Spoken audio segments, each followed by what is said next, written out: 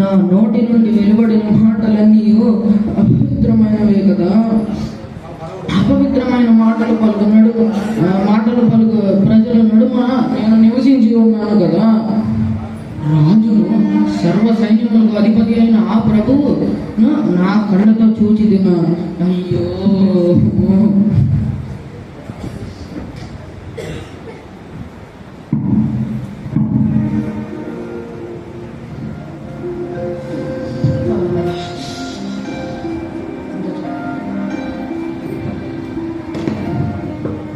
ఇది మొదలుకొని నీ పెదవులకు సోకినది కనుక నీ పాపము తొలగిపోయినది, నీ దోషములు